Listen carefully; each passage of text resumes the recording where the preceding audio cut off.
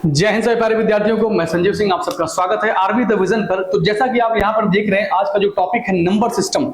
Number system में देखिए बहुत सारे टॉपिक होते हैं, लेकिन हमें सबको नहीं पढ़ना है। एग्जाम के पॉइंट ऑफ व्यू से जो हमें इंपॉर्टेंट लगेगा उसी चीजों को हम केवल यहाँ पर डिस्कस करेंगे, ठीक है। बाकी आप नंबर सिस्टम बाद में पढ़िएगा किसी और एग्जाम के लिए, फिर वहां पर देखेंगे जैसे इकाई का अंक होता है, नंबर ऑफ जीरो होता है, प्राइम नंबर होता है, समझ रहे हैं। उसके बाद फिर आपका इवन नंबर, ऑड नंबर, तमाम तरह की चीजें होती हैं और वहां पर उनको हम डिस्कस करेंगे। बस यहाँ पर हम थोड़ी सी बातें आपसे डिस्कस करेंगे जो एग्जाम के पॉइंट ऑफ व्यू से बहुत इंपॉर्टेंट है आपके लिए। तो चलिए सबसे पहले हम जानेंगे संख्या के बारे में। सबसे पहले क्या जानेंगे? नंबर्स के बारे में, कि संख्या किसे कहते हैं। नंबर्स के बारे में अगर देखा जाए तो नंबर दो प्रकार के होते हैं। नंबर्स दो प्रकार के होते हैं। एक होता है रियल नंबर, रियल नंबर, और होता है एक इमेजिनरी नंबर।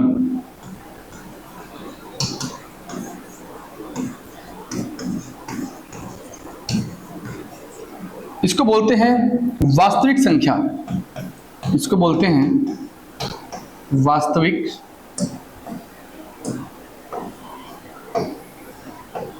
संख्या, और इसको बोला जाता है काल्पनिक संख्या। काल्पनिक संख्या, चूंकि आपके सिलेबस में ये नहीं है, आपके सिलेबस में देखा जाए तो ये नहीं है, इसको हम लोग डिस्कस नहीं करेंगे।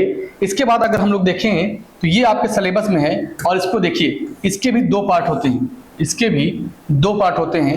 एक होता है रेशनल नंबर, रेशनल नंबर, और एक होता है इररेशनल नंबर।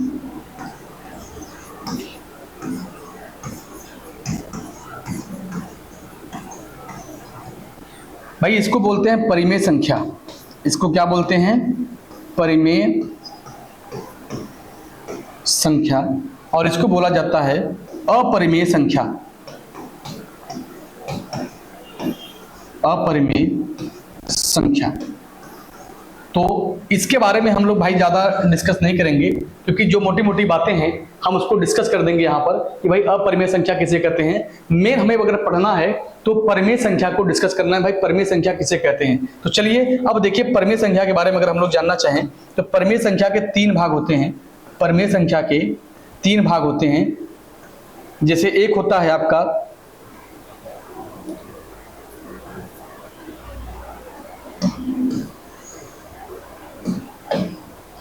पूर्णांक, या इसको बोलते हैं भाई पूर्ण संख्या, इसको बोलते हैं पूर्ण संख्या,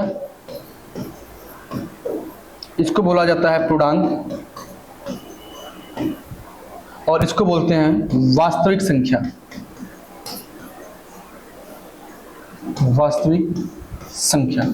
ठीक है, तो चलिए अब बारी बारी से क्या होता है इन सबको हम डिस्कस करेंगे अगले पेज पर। तो देखिए यहाँ पर हमने देखा कि नंबर्स की क्या होते हैं भाई। नंबर्स के दो भाग हो गए, एक रियल नंबर, एक इमेजिनरी नंबर। ये आपके सिलेबस में नहीं है तो हम लोग यहाँ इसका डिस्कस भी नहीं करेंगे, और इसको अगर हम लोग यहीं पर ब्रेक कर दें तो यहाँ पर देखिए इसके दो भाग होते हैं, एक रियल नंबर के, एक होता है रेशनल, इररेशनल। अब अगले पेज पर चलते हैं, इन सारी चीजों को हम वहां पर डिस्कस करते हैं। तो देखा था आपने कि रेशनल के तीन पार्ट थे, रेशनल नंबर के तीन पार्ट थे, जिसको हम पढ़ेंगे, जिसको आज डिस्कस किया जाएगा यहाँ पर, और यही इसी वीडियो में इसको हम कंप्लीट भी कर देंगे।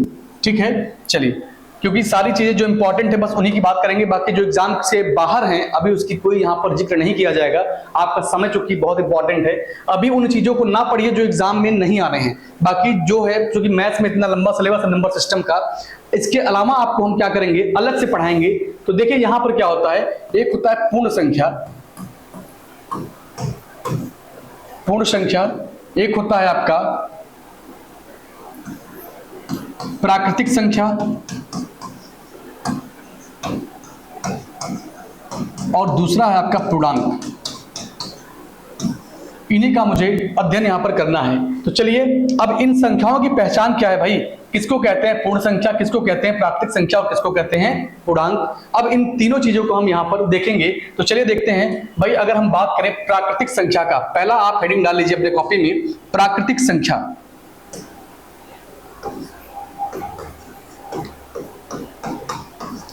प्राकृतिक संख्या,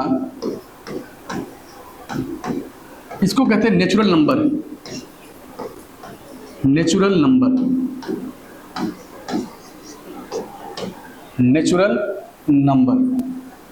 अब देखिएगा, जैसे अगर आपसे कोई कहते भाई प्राकृतिक संख्या किसे कहते हैं, वो संख्या जिसको मैं काउंट कर सकते हैं, भाई वे संख्या जिसको हम लोग गिन सकते हैं खुद से, उसमें कोई दिक्कत ना हो। एग्जाम्पल के लिए अगर देखा जाए तो एग्जाम्पल में लिख लीजिएगा, जैसे 1 है, 2, 3, 4 डॉट डॉट डॉट डॉट, आगे इस तरह से आप लिख सकते हैं, कोई दिक्कत नहीं है।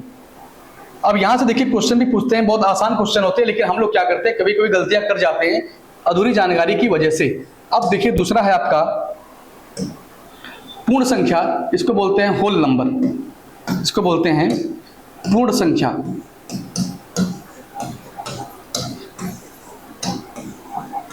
इसको बोला जाता है होल नंबर। अब होल नंबर में देखिए क्या होता है भाई, सारी संख्या जो आपने देखा था प्राकृतिक संख्या में, वही सब कुछ यहां पर रहता है, वही सब कुछ यहां पर रहता है, बस इसमें और उसमें फर्क क्या है आप ध्यान से देखिएगा।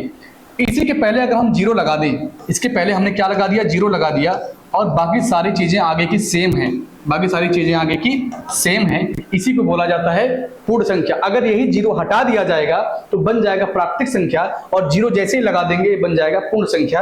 अब यहां पर तीसरा है और आखिरी, तीसरा देखिएगा आपका है इंटीजर। तीसरा आपका है इंटीजर। इंटीजर इसको बोलते हैं पूर्णांक, इसको बोला जाता है पूर्णांक। भाई पूर्णांक किसे कहते हैं समझिएगा, एग्जाम्पल इसका भी देख लीजिए, एग्जाम्पल अभी भी देख लीजिए इसका। जैसे देखिए हमने देखा प्राकृतिक संख्या में क्या था भाई, प्राकृतिक संख्या में 1, 2, 3, 4 डॉट डॉट आगे ऐसे, और पूर्ण संख्या में क्या था, इसके पहले हमने जीरो लगा दिया तो पूर्ण संख्या बन गया। अब इसके पहले जब आएंगे तो जैसे -1 हो गया, -2, -3 और डॉट डॉट डॉट इस तरह से आएंगे, तो ये हो जाएगा आपका पूर्णांक में। अब देखिए यही से क्वेश्चन कैसे पूछे जाते हैं। अब मैं यहां पर एक क्वेश्चन लिख रहा हूं, इसका आंसर आप लोग खुद बताइएगा। आपके सामने अगर कोई संख्या लिख दिया जाए कि बताइए भाई जीरो किस में आता है, जीरो किस में आता है, और ऑप्शन दे दिया जाए पूर्ण संख्या, पूर्ण संख्या, दूसरा बी दे दिया जाए प्राकृतिक संख्या, तीसरा दे दिया जाए पूर्णांक, और चौथा दे दिया जाए पूर्ण संख्या, या आप ऐसे लिख लीजिएगा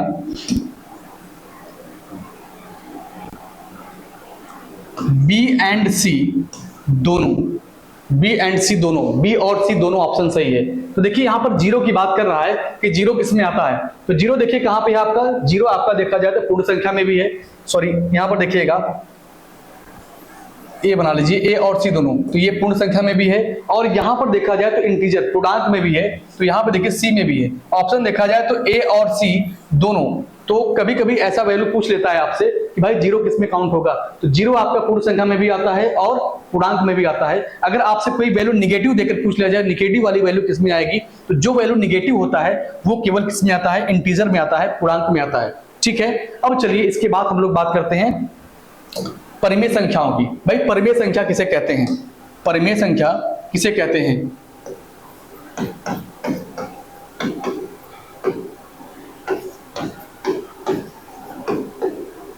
परिमेय संख्या किसे कहते हैं, लिखिएगा वे संख्याएं, वे संख्याएं जो P/Q के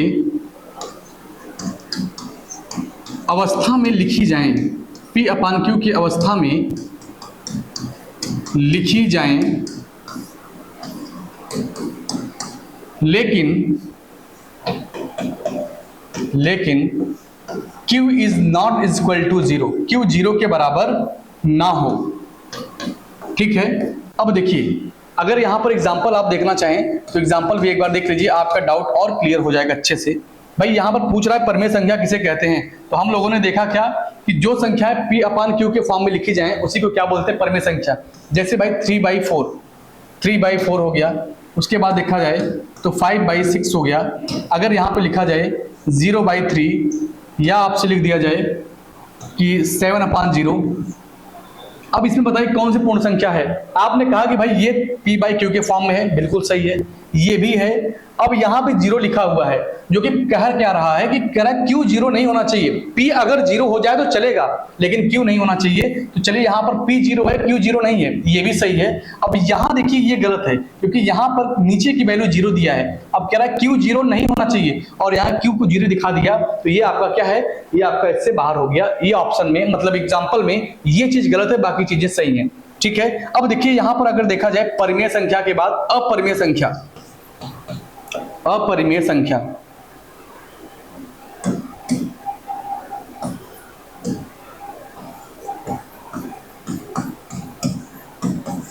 अपरिमेय संख्या इसको क्या कहेंगे भाई, वे संख्याएं जो p/q के अवस्था में न लिखी जाए, अवस्था में न लिखी जाए, न लिखी जाए उसे अपरिमेय संख्या कहते हैं। भाई देखिए इसका परिभाषा क्या है कि वे संख्या जो p/q की अवस्था में ना लिखी जाए उसे क्या बोलते हैं, अपरिमेय संख्या कहते हैं। एग्जाम्पल देख लीजिए इसका और भी क्लियर हो जाएगा। जैसे लिख दिया जाए √3, √3, उसके बाद √7, √11, ये सब क्या हैं, अपरिमेय संख्याएं हैं। अगर यहीं पर लिख दिया जाए √16 तो ये क्या होगा, ये परिमेय संख्या में काउंट होने लगेगा। √25 ये रूट के बाहर आ जाएगा, ये भी क्या होगा, परिमेय संख्या में काउंट होगा।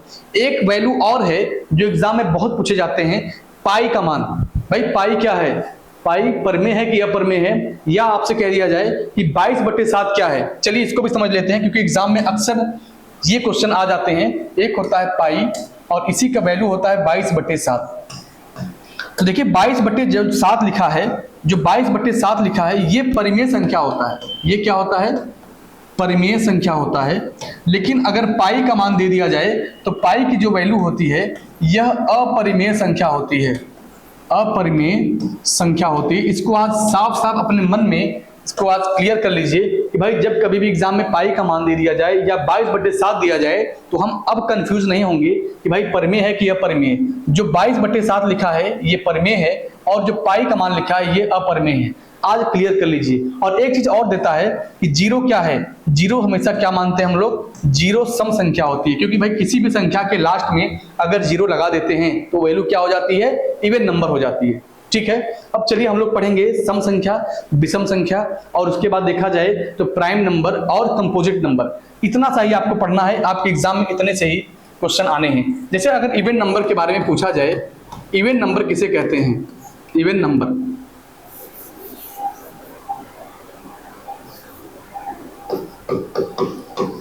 इवन नंबर या इसको बोला जाता है सम संख्या, सम संख्या। तो इसका डेफिनेशन क्या है भाई, वे संख्याएं जो 2 से डिवाइड हो जाएं, वे संख्याएं जो 2 से डिवाइड हो जाएं मतलब 2 से विभाजित हो जाएं, उसी को क्या बोलते हैं, सम संख्या बोलते हैं। अब एग्जांपल में अगर कुछ भी लिख दिया जाए, क्योंकि समय इतना कम है कि यहाँ पर हर चीज का अगर मैं डेफिनेशन लिखूं तो कोर्स आपका विदिन टाइम कंप्लीट नहीं हो पाएगा और हम लोग को क्या करना है, ये कोर्स को कंप्लीट करना है।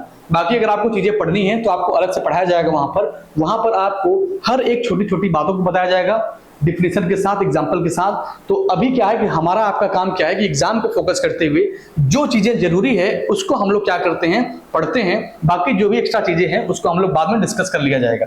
चलिए यहाँ पर देखिए इवन संख्या के बारे में पूछ रहा है भाई, सम संख्या किसे कहते हैं। वे संख्या जो 2 से कट जाती है उसी को बोलते हैं सम संख्या। जैसे यहाँ लिख दिया जाए 3, 5, 4, 9, 2, 0, ये क्या है, सम संख्या है, क्योंकि इसके लास्ट में 0 लिखा है और जो 0 लिखा है, 0 को मैंने क्या बताया था अभी आपको, 0 सम संख्या में काउंट होती है। अगर कभी भी एग्जाम में आ जाए कि 0 सम है कि विषम है तो आप क्या लगाइएगा, 0 सम संख्या है। ठीक है, तो ये आपका इवन नंबर हो गया। अगर दे दिया जाए 54922003 ये क्या है भाई, ये भी आपका क्या है, सम संख्या है। सम संख्याओं का पहचान क्या होता है, अगर आप जो भी संख्या लिखा है उसके यूनिट डिजिट पे जाइए, उसके इकाई के अंक पे जाइए और देखिए अगर इकाई के अंक पे इवन नंबर लिखा है या तो जीरो लिखा है, इवन नंबर लिखा हो या तो जीरो लिखा हो, तो आप तुरंत क्या बताएंगे कि भाई ये तो सम संख्या है। एक और देख लेते हैं, अगर दिया रहे 7925638818 इस तरह से दिया रहे तो आप क्या बताएंगे, यहां पर इवन नंबर है, ये भी सम संख्या है। ठीक है, तो अब समझ गए आप लोग कि सम संख्या के बारे में पूछेगा तो हमें क्या करना है, कैसे क्वेश्चन का आंसर देना है। वे संख्या जिसके लास्ट में क्या लिखा हो, इवन नंबर लिखे हों या तो लास्ट में जीरो लिखे हों, वही सम संख्या कहलाती है।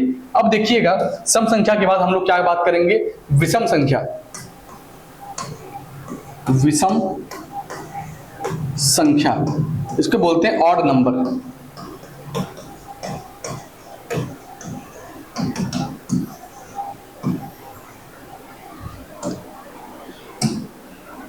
वे संख्याएं जो दो से विभाजित नहीं होती, दो से विभाजित नहीं होती उसे विषम संख्या कहते हैं, उसे विषम संख्या कहते हैं। ठीक सम का उल्टा होता है। चलिए एग्जांपल देख के क्लियर करते हैं चीजों को।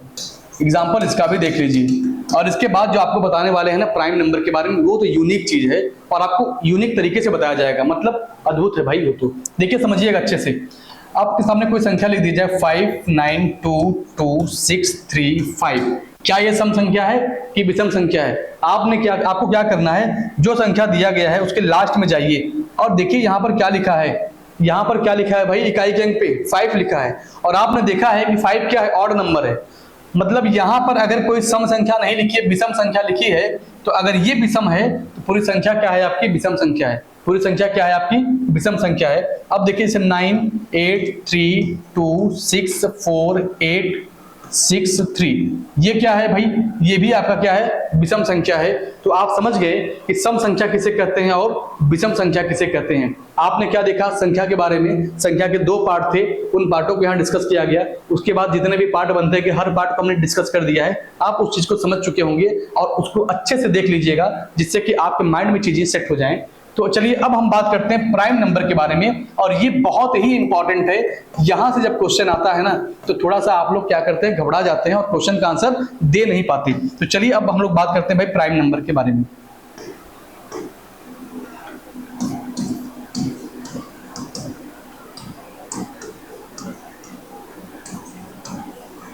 प्राइम नंबर, ठीक है, इसको बोलते हैं अभाज्य संख्या। अभाज्य संख्या। अब यहां से देखिए क्वेश्चन कैसे कैसे एग्जाम में आते हैं। मैं यहां पर कुछ क्वेश्चन लिख रहा हूं और उस क्वेश्चन का आंसर आप बताइएगा। जैसे अगर दे दिया जाए कि 2 भाज्य है या नहीं, या ऐसे लिखिए इसको, 2 प्राइम नंबर है या नहीं, 2 प्राइम नंबर है या नहीं, आपको इनमें से बताना है भाई है कि नहीं। दूसरा क्वेश्चन है सबसे छोटी अभाज्य संख्या, सबसे छोटी अभाज्य संख्या। तीसरा है एक सम अभाज्य संख्या बताइए, एक सम अभाज्य संख्या बताइए। और लास्ट है एक अभाज्य संख्या है या नहीं। ये क्वेश्चन दिए हैं और इन क्वेश्चन का आंसर मुझे आपसे चाहिए। भाई लिखा क्या है, चलिए यहां पर देखिएगा, मैं नीचे से सॉल्व कराता हूं या ऊपर से, कोई दिक्कत नहीं है, क्वेश्चन तो सब एक ही है। लिखा है एक अभाज्य संख्या है या नहीं, तो आप क्या बताइएगा, एक अभाज्य संख्या नहीं है। एक क्या है, अभाज्य संख्या नहीं है। अब देखिए यहां पे लिखा है दो प्राइम नंबर है कि नहीं, भाई प्राइम नंबर का मतलब होता है अभाज्य संख्या। दो अभाज्य संख्या है कि नहीं, बिल्कुल दो क्या है, अभाज्य संख्या। इसका जो डिफिनीशन होता है ना, मैं उसको बता दूंगा, तो आप संख्या को देखते ही बताएंगे कि भाज्य है कि अभाज्य है। ठीक है, अभी आपको भले थोड़ी दिक्कत हो रही हो, लेकिन इसके बाद मैं बताने वाला हूं डिफिनीशन ही। सबसे छोटी अभाज्य संख्या कौन सी होती है, तो आप क्या बताइएगा, दो सबसे छोटी अभाज्य संख्या है। अगर पूछ दिया जाए कि एक सम अभाज्य संख्या बताइए, मतलब अभाज्य भी हो और सम भी हो, तो आप क्या बताएंगे कि दो अभाज्य भी है और सम भी है। और एक अभाज्य संख्या है कि नहीं, एक अभाज्य संख्या नहीं है, दो अभाज्य संख्या है। अब देखिए अभाज्य संख्या की परिभाषा क्या होती है, उसको देख लीजिए। वे संख्याएं, इसको याद रखिएगा, जीवन में कभी भूलेंगे नहीं, वे संख्याएं जो केवल दो नंबरों से,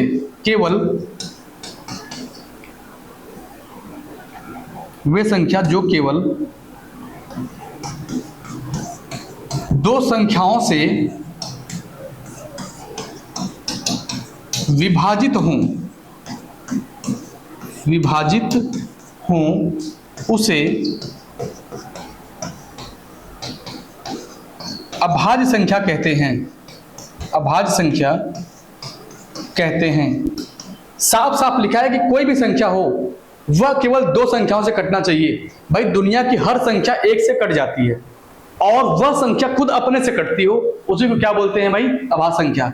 कोई भी संख्या ले लीजिए। चलिए अब मैं आपसे पूछूं, भाई बताइए, यहां पर बताइए 4 प्राइम अभाज्य संख्या है कि नहीं। भाई 4 किन किन संख्याओं से कटेगा, आप बोलेंगे 4 1 से भी डिवाइड हो जाएगा, 2 से भी हो जाएगा और 4 से भी। और आपने देखा कि 2 से ज्यादा हो गया ना, हमने क्या बोला था, वह संख्या जो केवल दो संख्याओं से कटना चाहिए, और ये जैसे ही 2 से ज्यादा हो गया, ये अभाज्य संख्या नहीं होगा, ये क्या होगा, ये भाज्य संख्या होगा।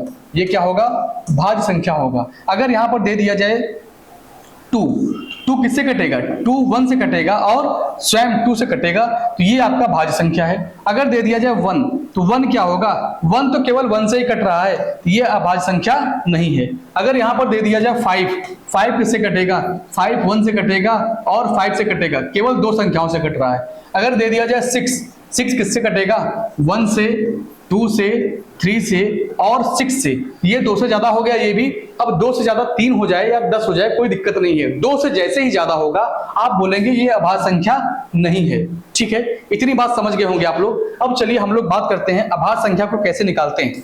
भाई एग्जाम में क्वेश्चन जब आ जाते हैं ना कि 1 से लेकर 50 तक कितनी अभाज्य संख्याएं होंगी, 1 से लेकर 70 तक कितनी अभाज्य संख्याएं होंगी, तो अभाज्य संख्या निकालने का तरीका क्या है, आज मैं उससे आपको एकदम मुक्ति दिला दूंगा। ठीक है, सबसे पहले हम लोग क्या करेंगे, यहां पर लिखेंगे 1 से लेकर 10, उसके बाद 11 से लेकर 20, 21, 30, 31 से 40, 41 से 50, 51 से 60, पूरा ऐसे हम लिखेंगे 100 तक।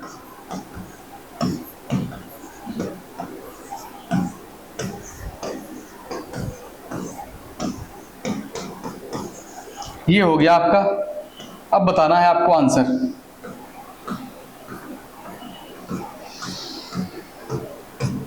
इसका एक देखिए टेबल होता है, टेबल तो नहीं कह सकते, इसका नंबर से याद करने वाला, 4 4 2 2 3 2 2 3 2 1।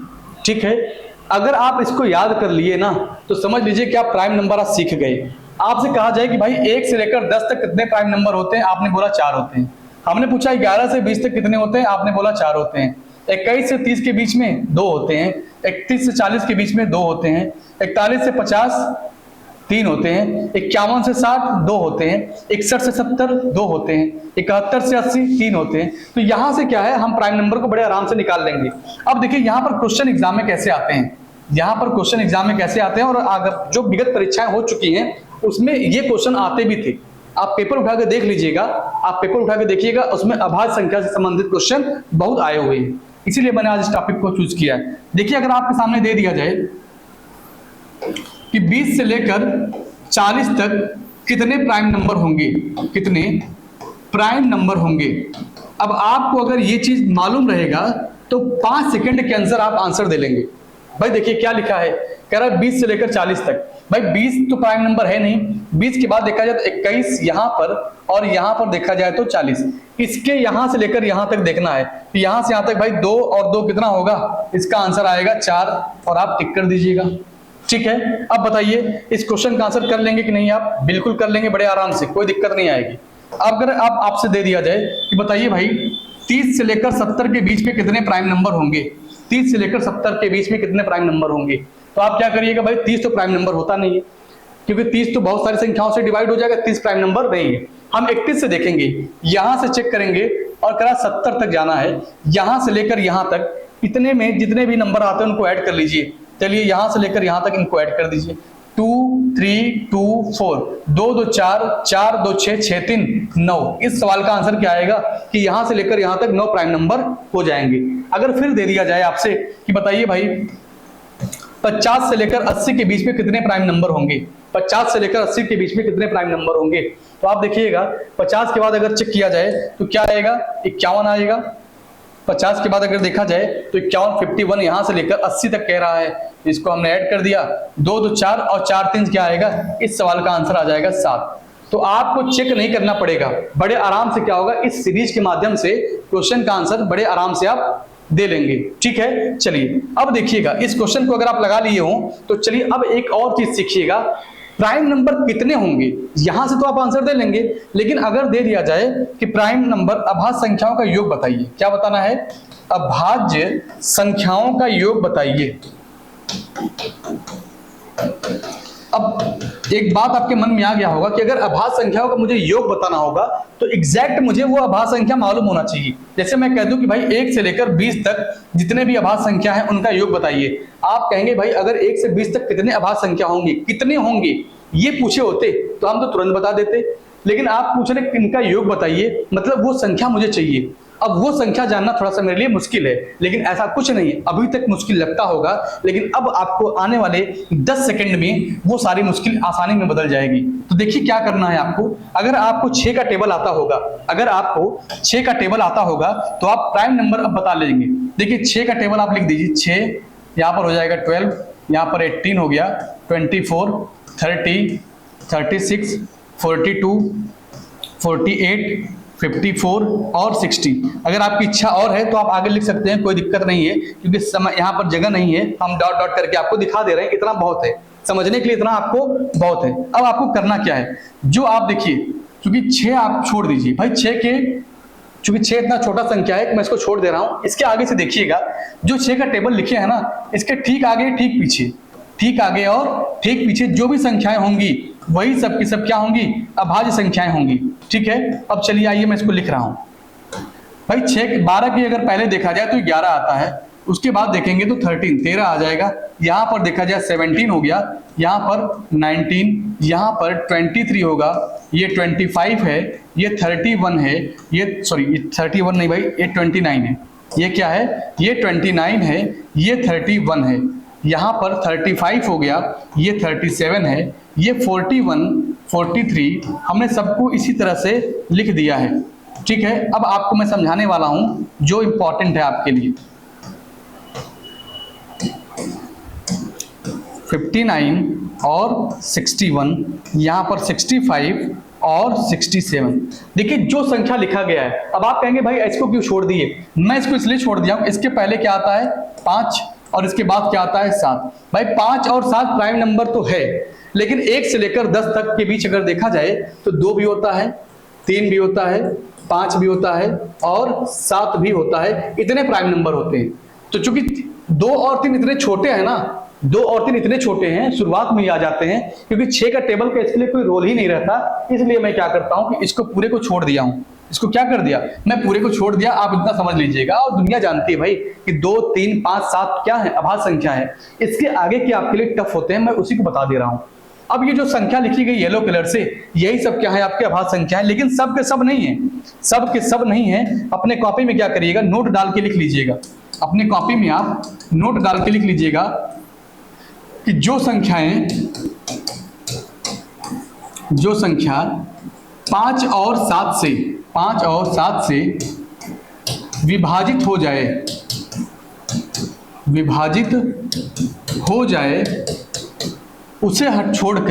उसे